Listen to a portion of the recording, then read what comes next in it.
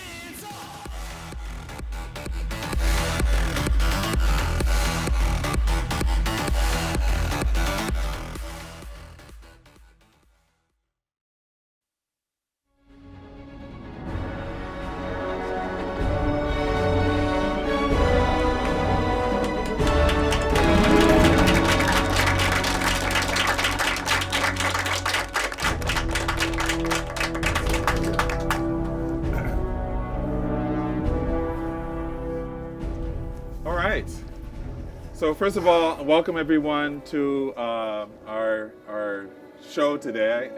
I said outside that your mom dressed you too. Yeah. we didn't I was gonna wear blue jeans. I started with blue jeans. We should have either coordinated or not coordinated, one or the other. This is sad. Yeah, this is unfortunate. Well, I don't know what more can be said, but it's really our privilege and honor to have award-winning filmmaker and writer, Joe Straczynski. He's also a former student at Southwestern College and spent significant time here in Chula Vista. You went to high school here. I did. So, and the warrants have all expired. What? The warrants have all expired. And the warrants have expired. So I think it's going to be a delightful evening or afternoon with you, Joe. We're looking forward to it. I'm going to turn it over to you. You have plenty of water. Yes. In case you need to hydrate. So you can sit, stand. This is yours. I can kneel? You can kneel. Excellent. Okay. Very good. All right, sir. Thank you. Appreciate it. Absolutely. Take care. So until I got here, I didn't actually realize I was going to be on camera in front of an audience. So this should be interesting. Last time I was on camera, Homeland Security got involved, and it wasn't pretty. It wasn't pretty. So Southwestern College is actually a very important place for me, as is Chula Vista in general. Growing up, we moved all the time. My father had a unique economic philosophy. Blowing a town, went up a lot of bills and split. So I went to 4 different high schools, 4 different colleges, and I always knew I was going to be a writer. That was my intent, certainly. But no one who I met in any of the schools or even outside the schools believed I was ever going to do it. I come from a group that was known as dead enders, those who don't have any particular prospects for the future, and just get them through the machinery of school and then send them off to do their thing. It wasn't until I got to Chula Vista High School, the 4th of the 4 high schools I attended, that I found 2 teachers who actually believed in me and said, no, we think you have some actual ability. And they got me to write some short plays for the school, do a short story for their magazine.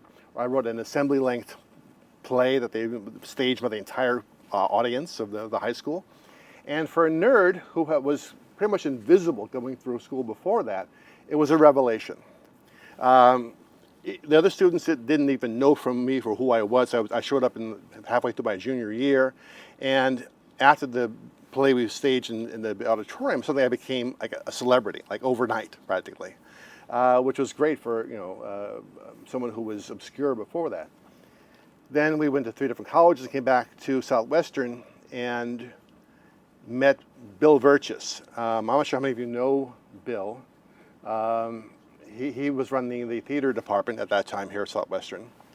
And they had a program where they would stage one-act plays on Tuesdays, I believe it was, and invite students in to critique the performances. And they were looking for local plays, but they didn't have many of them. So I wrote one and dropped it off with the theater department. And a call came my mother got saying, so-and-so wants to see you with Southwestern. So next day I went in, and I was like 19 at the time. And when I walked in, he said, well, where's your dad? And I said, well, drunk, why? And he said, well, I assumed it was an older person. Right? No, that's me. So he got very excited, and we staged like 5 or 6 one-acts over the course of that first semester. And then he asked me to write a play, full-length play, a rethinking of Snow White, which, God help me, is actually still in print. It's wretched. But at the time, it was the best that I could do. And I said, is there any money in this? He said, all we have in the budget is $100. And $100 was $100 more than I'd ever made as a writer before. And it was the first time I actually had made cash as a writer. And it blew my mind. That's how much you pay for my words. And Southwestern became, to me, a point of inspiration, a point of learning. I've kept in touch with Southwestern ever since I came here. I've worked to get donations for the Jaguar Kitchen. And I found that the atmosphere and the attitude here at Southwestern is different than, I talk at colleges all the time. Sometimes I'm invited, so I just show up randomly. And the atmosphere toward the student body here is unlike anything I've ever encountered anywhere else.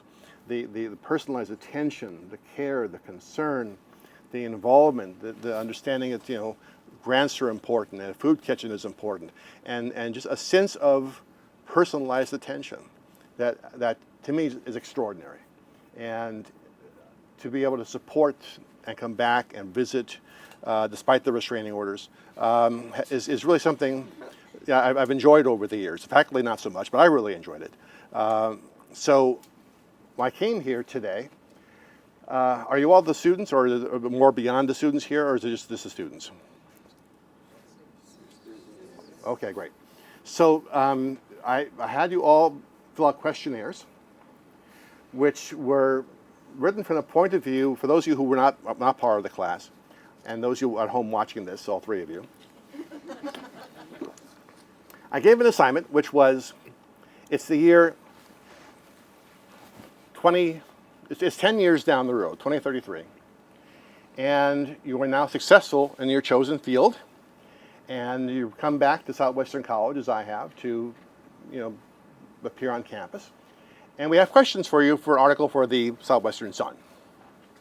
And it was designed to do a number of things, but the first and foremost, and the reason why I use that framing device, is because when you're in the midst of dealing with trying to break in or trying to get established, it's hard to have the objectivity to stand back and say, these are the problems that I'm having, and here's why I'm having these problems, here's why, versus looking back from 10 years hence and putting yourself in the mindset of, oh, I already beat that problem.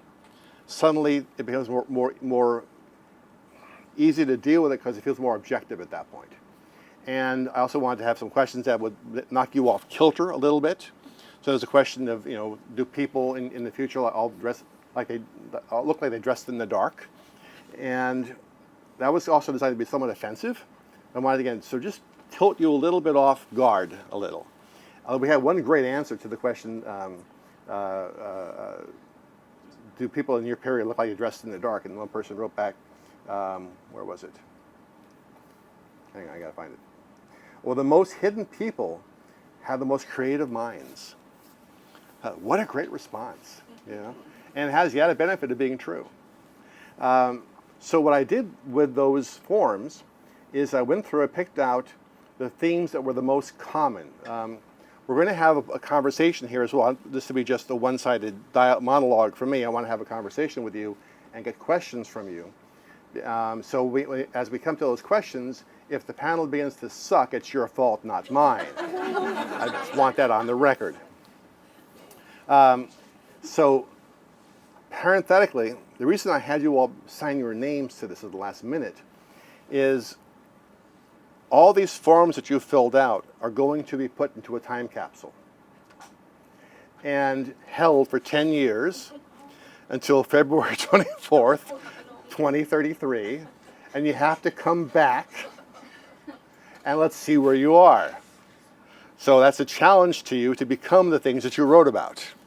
It's, you know, now your name's on the line, now your reputation's on the line, you've got to come back.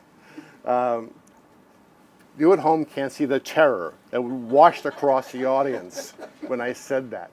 There's the absolute fear of, oh my God, now I have to make this stick. So I'm going to take these in no particular order. These, again, are the most common themes that I saw addressed in the course of the conversation and the papers I was reading. And I want to start out with the one that probably appeared the most often, and that was a matter of fear of failure, fear of making a mistake. That seemed to be like the most common theme that I saw in what you were doing. And how do you avoid making a mistake? How do you avoid failure? And the reality is you can't, and you don't, and you shouldn't. Failure is an important part of the equation. The military tells you that you must fail from time to time or you aren't doing it right. You try and climb the wall. If you can't get over the wall, you learn what you did wrong, you adjust, and eventually you can get over the wall. But if you're not failing from time to time, you're not doing it right. You must embrace your inner failure to get anywhere as a writer. And here's an example of what I'm talking about. When I came to Los Angeles in the early Cretaceous period,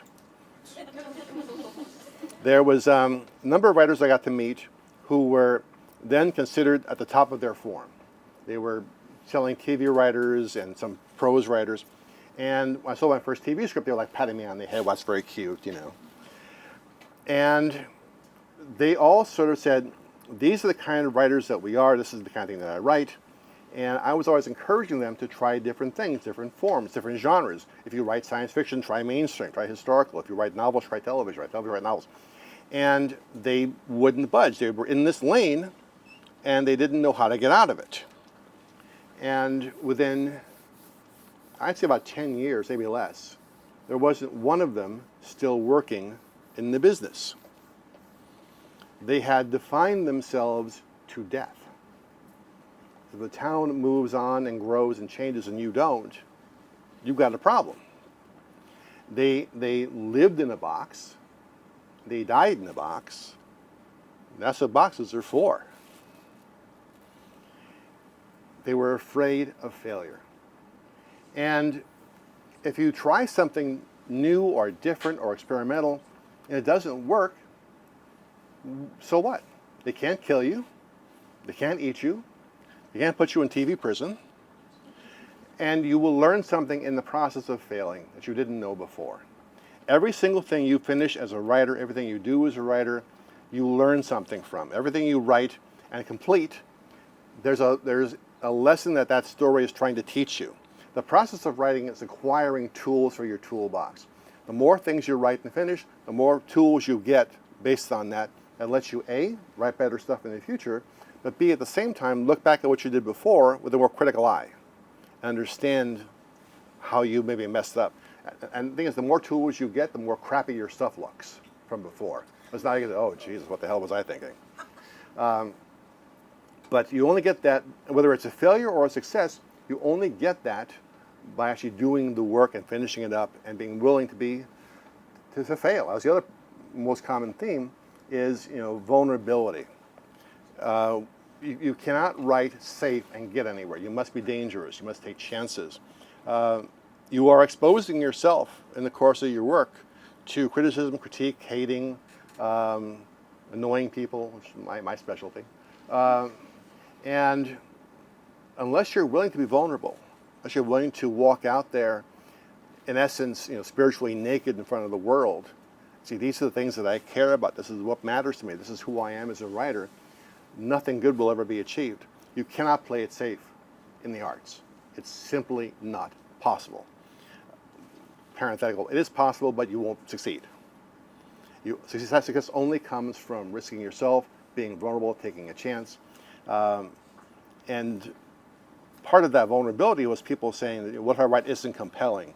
As long as it comes from what Faulkner called, the human heart in conflict with itself, as long as it comes from genuine, sincere emotion, it'll be compelling.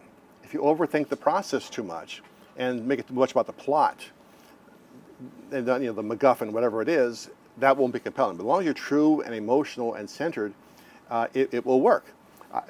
I started out as a writer thinking that it's all about plot, here to here to here to here, and the characters were subservient. They were just there to move the pieces around. And then I realized, no. It's about character and who those characters are and what they want, what they're trying to achieve, and that plot is a subset of character.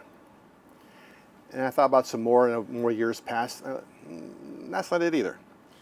It's about truth. That the truth of the story and the truth of the emotions is what counts, and character is a subset of truth, plot subset of character. Okay, I got it now. I figured it out. More years passed, and where I am now, I realize I'm still wrong. It's about beauty. Because beauty is transformational. The beauty of relationships, the beauty of something changing in your life that elevates you and ennobles you and enlightens you. And that beauty comes first, then comes truth as a subset of beauty, then comes character as a subset of truth, and then comes plot. And as emblematic of that, I have a movie going to production this year in Europe based on a true story set in World War II. And it's about a director then, Leni Riefenstahl, who was shooting a film in Germany during the war. She was a propagandist for the Third Reich and needed a lot of bit players who looked, basically, how can I put this? The movie is based on a libretto called Tiefland, which is a Spanish libretto set in Spain, 1800s, and needed a lot of bit players and actors who look Spanish. And there weren't many left in Germany at that time for all the obvious reasons.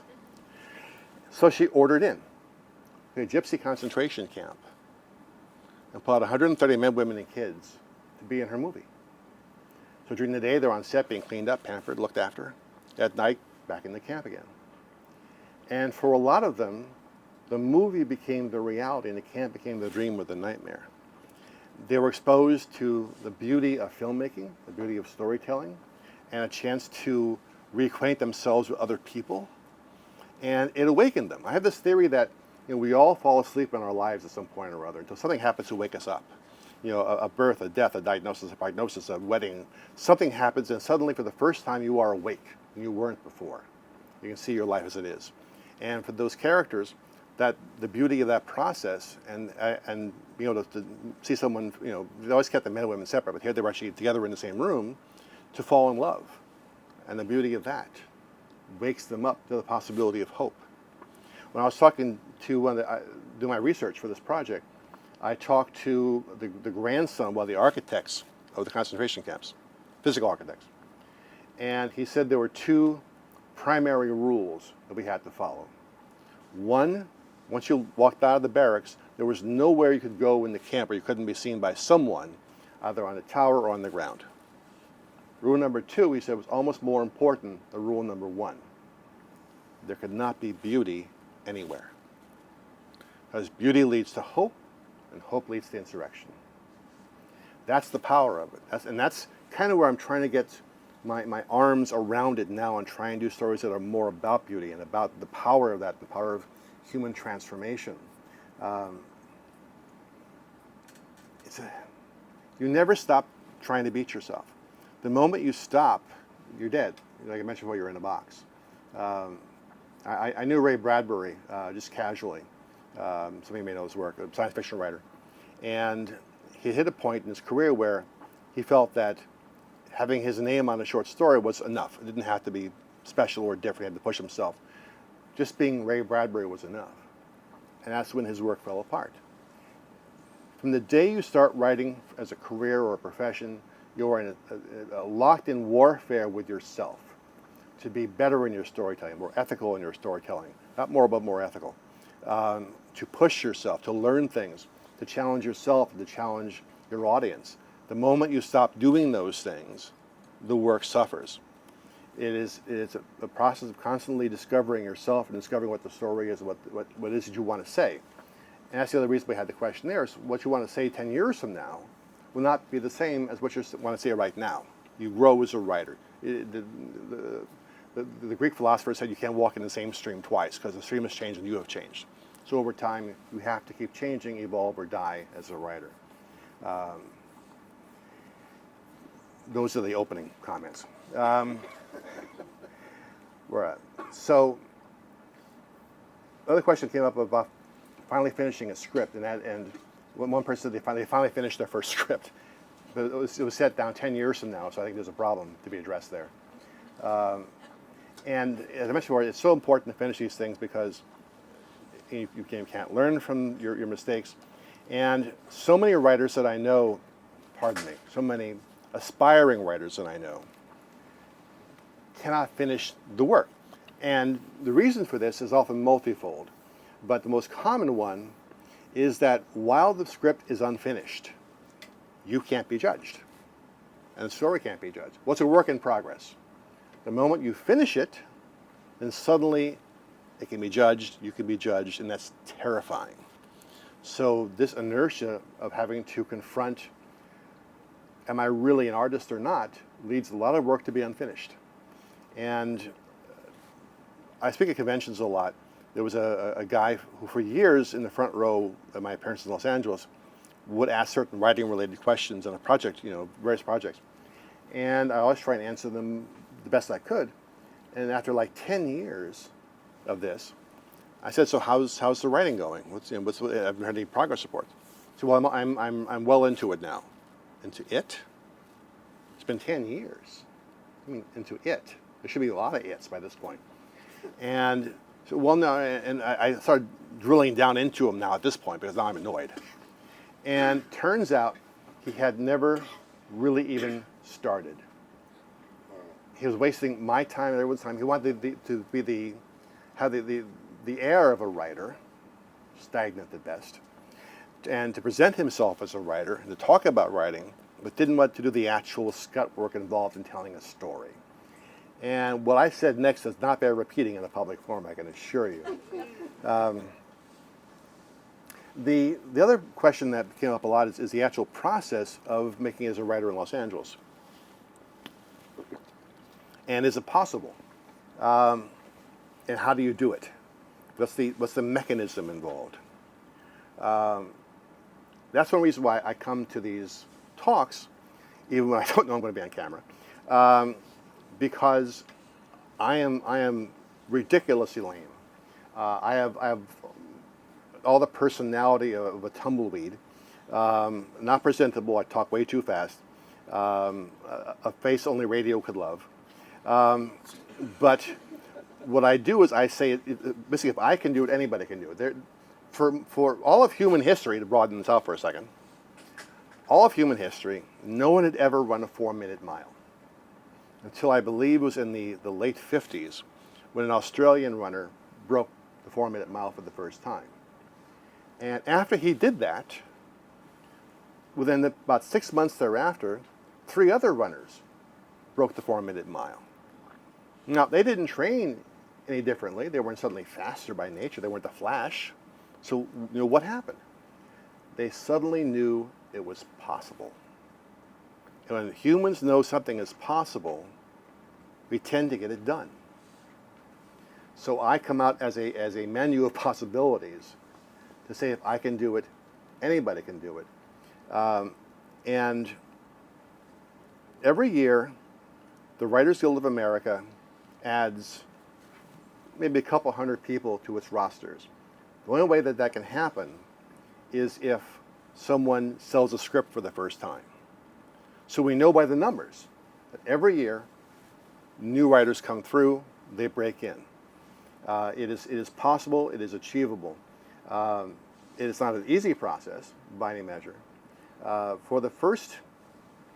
For actors, when they come to LA for the first time, the process, the town doesn't take them seriously for about 3 years. That's just a standard. For writers, it's 1 to 2 years, but it's still going to be a long time. The reason for that is that for actors, every good-looking person in every small town in America is told you should go out to Hollywood and become a star. And they all come out here every year and discover that the most good-looking person in every other small town is here. And suddenly there's real competition. Like, oh shoot, we should train. We should learn how to do this. And by that time it's too late. And so a lot of them, within the first 6 months, bounce out of town. For writers, it's somewhat similar. That everyone who can type thinks that they can write. And they're wrong. It is a discipline. It is an art form. It is something you dedicate your life to. And a lot of them, they want the pointy hat of having sold a script rather than a career as a writer. And if you're an agent, let's say William Morris or CAA or even the boutique agencies, and you walk into a room of new writers, how can you tell the good ones from the bad? Well, you could read their stuff, but you can't read all their stuff because there's just no time. So how do you filter them out? How do you stand out from all the others who are also saying, I'm the best writer you're ever going to see?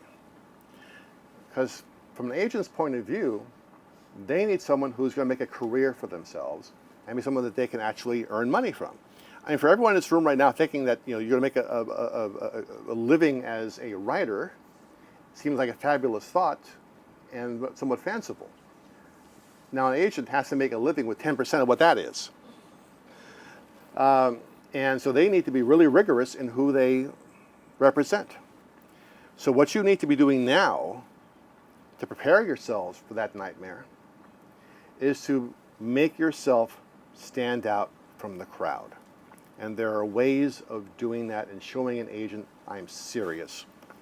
It starts off, here at Southwestern, I know that there are folks here from the theater department as well as the TV and film departments.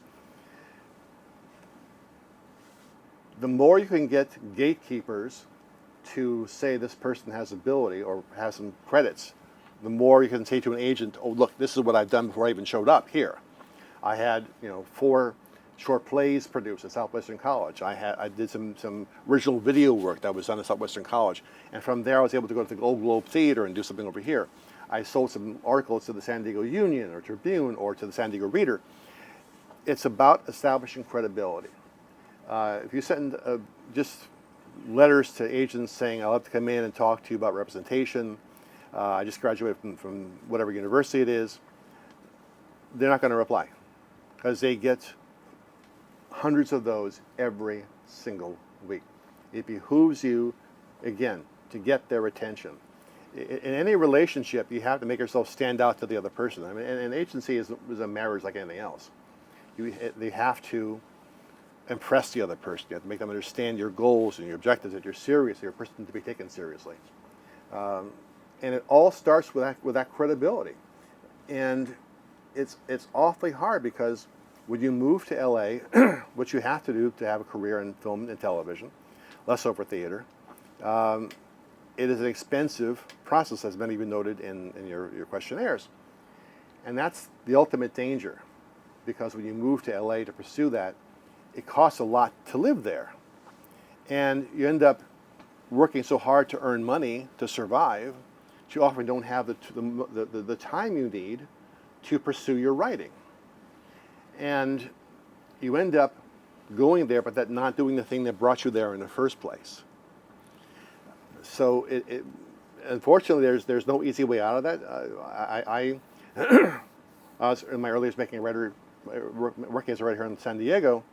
I chose to always put writing supplies over things like food.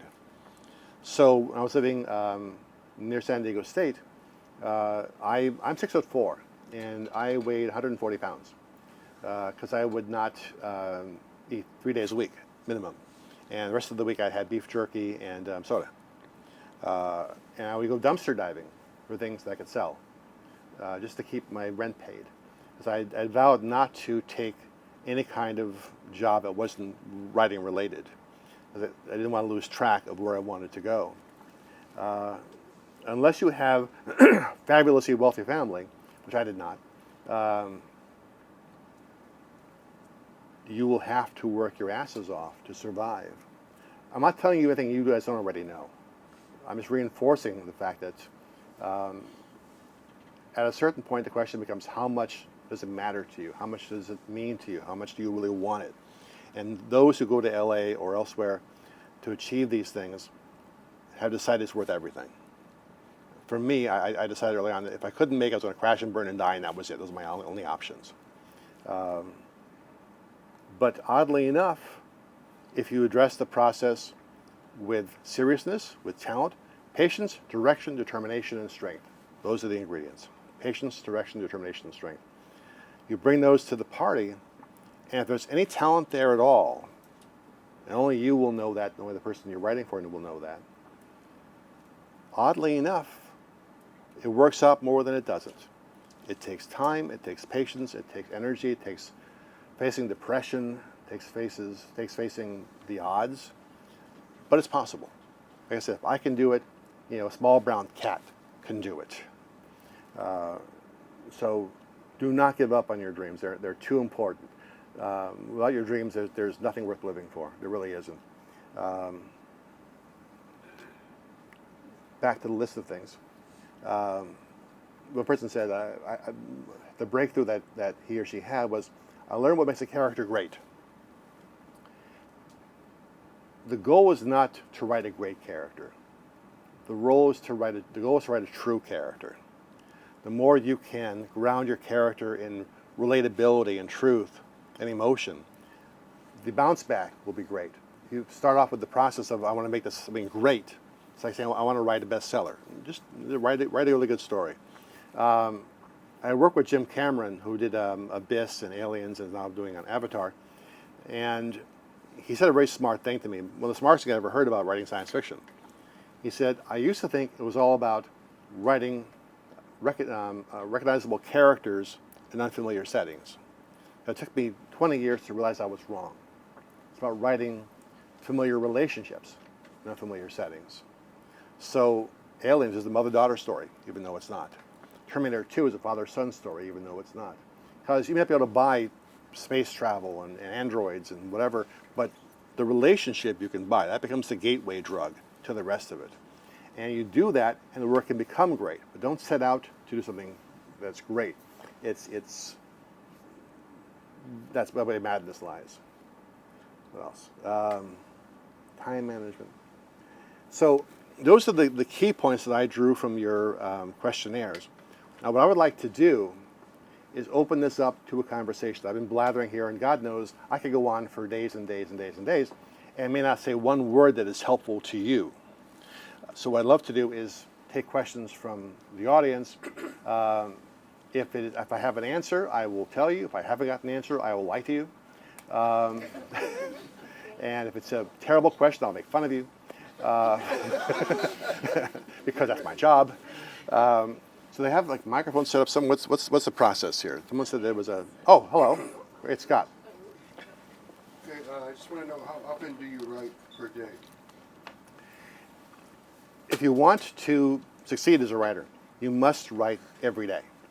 I don't care if it's just an hour at a time or hour in a day. You must make the time to write. An athlete doesn't just, prepare the day before the big game. He prepares every single day. I know it's hard to find time when you're a student and you're working and trying to get by. It's very difficult. It means getting up an hour early and just having that hour to yourself. it has to get done because you're practicing your art. One thing that you can do to make that time more effective is always write in the same place every time, as much as humanly possible. There's a thing that's called state-related learning, where if you take, like this group, and teach you all in the same, if I teach you all in here a lesson, and I take half of you out to a different room, this half I test here, based on what I just told you. The other half I test in a different room. This side will always be better than that side, because the information was given in this room and your brain memorizes the context as well as the information. So if you write in the same place, same time every day, as much as possible, it helps keep the creative process moving. Parenthetical, when you finish writing for the day, don't finish a sentence. Stop in the middle of a sentence, because your brain knows what the rest of that was going to be. When you sit down the next day to pick up your writing, oh, I remember how that was going to stop, that was going to end. So you finish up the sentence, and now you're past the inertia, and you're actually in the process of writing again. It's something that's you have to do every. Look at it this way. If you write 2 pages a day, that's 2 novels a year.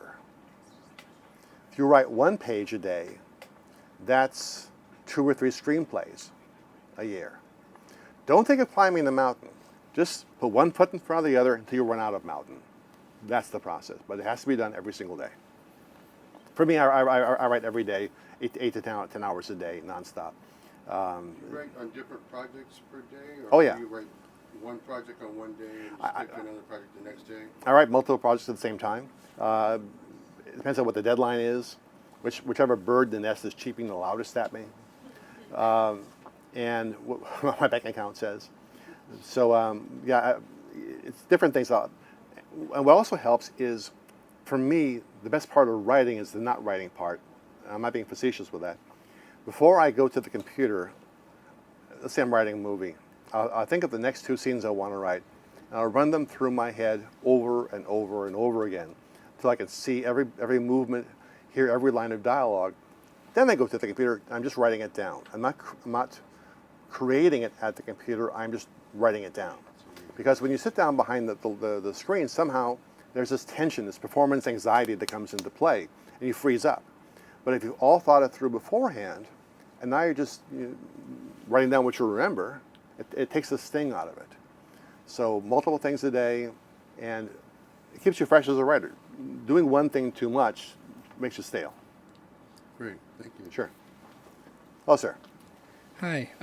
My question pertains to if you're like on a project and you start losing interest or you get like writer's block, like how do you deal with that? Because I'm not a screenwriter, but I am a filmmaker. I'm a creative storyteller. But when I watch like screenwriters come up with their stories, I always wonder, how do they fall in love with their project? Like, what keeps you interested is my question, really. I think for me, and probably most writers, you have to find the emotional core of the thing. If you're not sure it'll be interesting to you in the first place, don't take the job. That's the main rule. But once you take it, find some part of it, some piece of it that you can relate to, that you bring in your own past in some way. It's just a matter of finding your joy. And that's one of the questions I ask is, what is your joy? Finding a piece of joy in there somewhere. I don't believe in writer's block. I've never had it. It comes from, like I mentioned before, the fear of finishing things because you'll be judged. It comes from a sense of, is this going to be good enough? There is no such thing as writer's block, by the way. They can't find it on MRI. You know, it's like when a nervous breakdown. No nerves broke down. The nerves are still there. The writing block is not a thing. It's not an actual physical process. It's caused by anxiety, by uncertainty, by perfectionism, and it's about getting over yourself and getting out of your own way. The best writing happens when you are transparent to the process. When, I'll put it this way, everything you've ever seen or done or experienced as a human being or as a filmmaker has created a lens in the middle of your forehead that no one else has, through which you see the world. If diamonds are valuable because they are rare, how much more valuable and rare is that point of view? When I hire a writer on a show that I work on, I'm hiring them because I want to see what my show looks like from their perspective. And the more you can become transparent to the writing process, where you don't expect things to happen a certain way, you just let the process be the process. And you become like glass. And it flows through you. Then it's never about you. Writer's block is about you. You know, the writing process is about the story and about that light and about just being free and having fun, you know, and being open to experimentation and change, and trusting that process and the characters. I was working on a show where for the preceding 4 years of the show, I always had it in mind that there's this one character, an ambassador, who was a brutal, cold-hearted, pain-in-the-ass kind of guy, who had an assistant who was a generally sweet, quiet, nervous, nice guy. The ambassador was always going to kill this emperor. Always the plan. I wrote it down on a card. Therefore, it was real. And after 4 years, I get to the scene where it's going to happen. Everything's been leading up to this moment. And I'm about to do it when the ambassador's assistant in my head looks at me and says, no. See, if he does it, it's just business as usual. He'll have nothing to work with. If I do it, more or less by accident, I'll have grief, I'll have angst. You can dine off that for at least 3 or 4 scripts. I thought about it for a while. I said, you're right.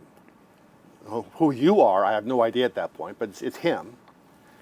And we did it that way, and it became much better. It's a very Zen-like process. The more you try and control it, control the writing process, the more you're going to block, the more you're going to have problems. The more fluid you are, and the more adaptable you are, and less you're trying to control things, the better that's going to be. There's a line, a poem, love will fly if held too lightly. Love will die if held too tightly.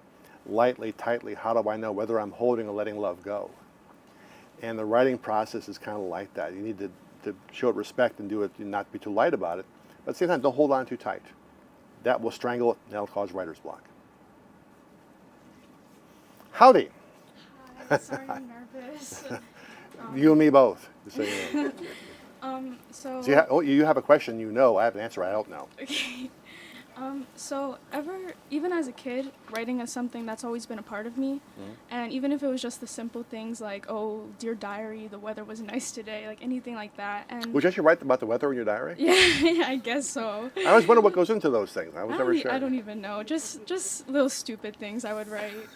But as I began to write more and my brain started developing, I realized that I would get more in depth into my pieces. Mm-hmm. And I realize now that my best pieces have been written when I was in the most emotionally vulnerable state. And I want to know, I guess, if that's applied to you, if you were in emotionally vulnerable states when you wrote your best pieces, or if you were able to just write them right then and there, even with a balanced mindset. I think you're onto a very important point, which is that when you're in an emotional state, you're bypassing the logic circuits. And writing is all about emotion. It may seem like it's about other stuff, but actually it's all about emotion.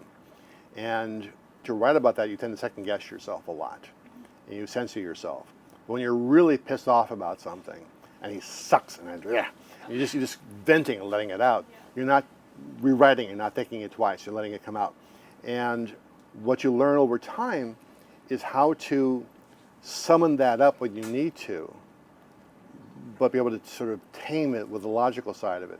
So very often, there's a scene I've written with 2 characters that is somewhat based on my own history, or an emotional scene that is drawn from my own background.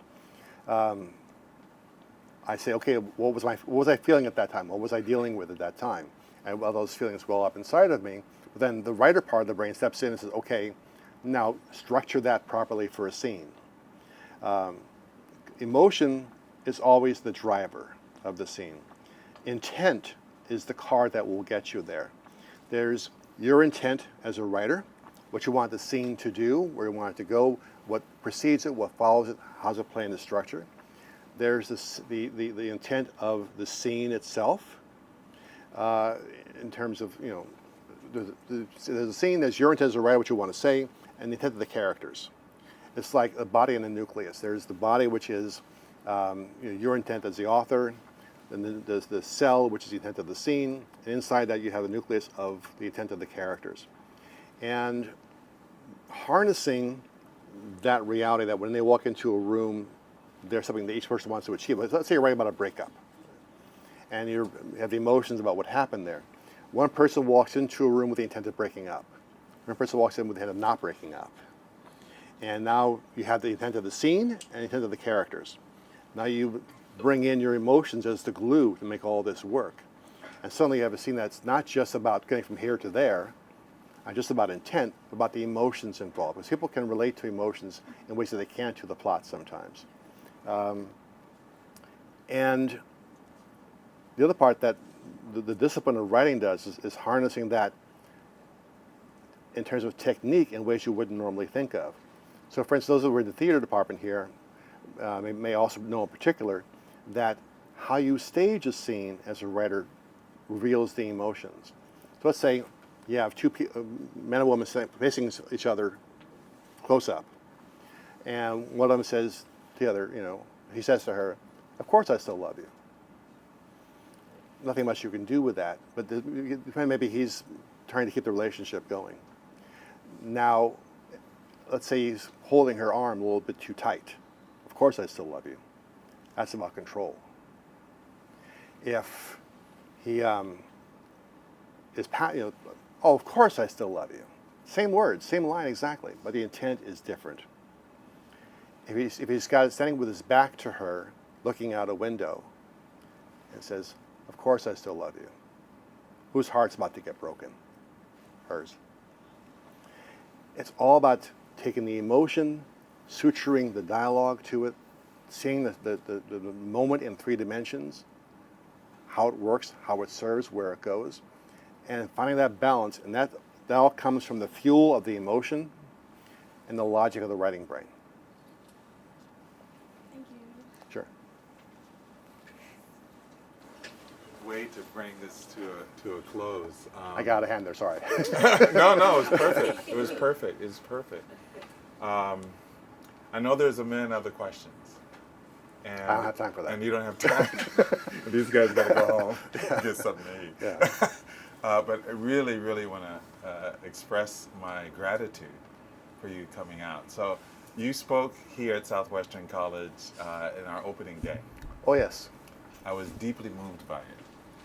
And I thought my students really have to have the opportunity to hear you, to meet you, and... Did you tell them what we did? Huh? Did you tell them what we did? The exercise, the talk that I gave? No, I didn't.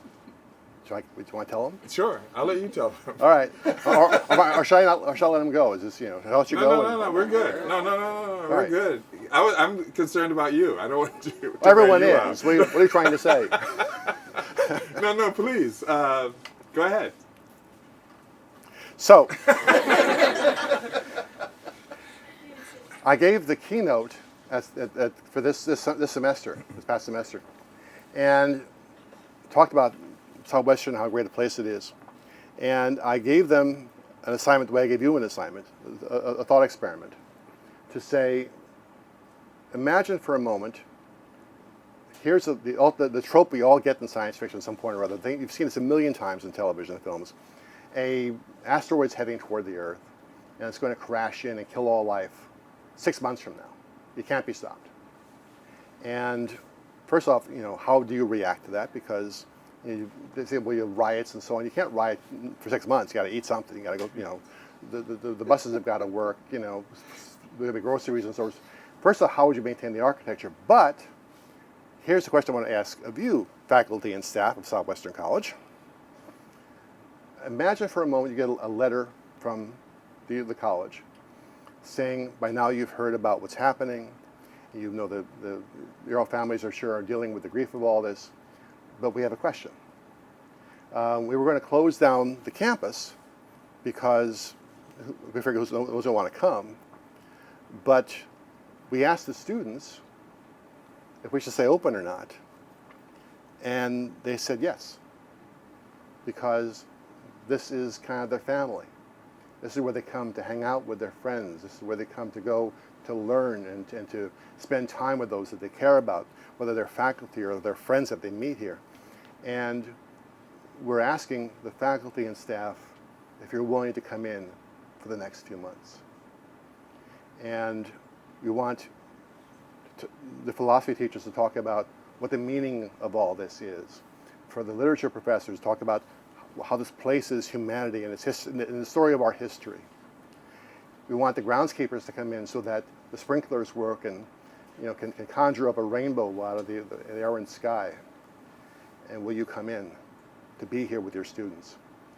And people were in tears answering that question.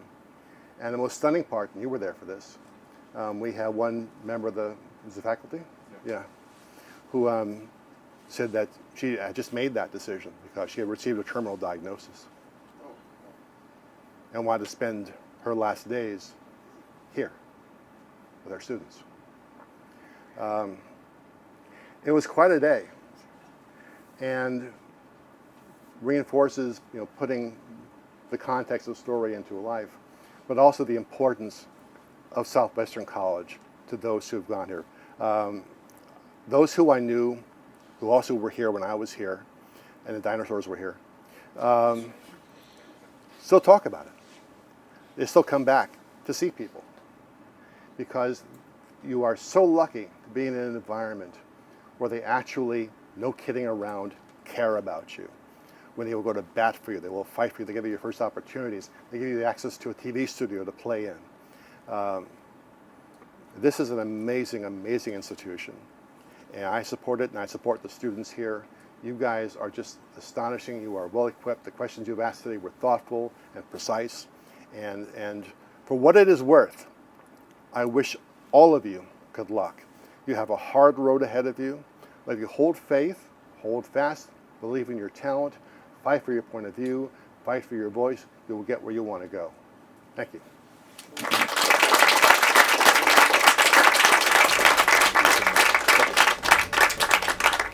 All right, that'll be the end of our program. Thank you so much, you guys, for coming. Really appreciate it. And we'll see you the rest of the week. And in 10 years from now, all those forums come back. That's right. 4 or 5 things that take determination. Direction is correct.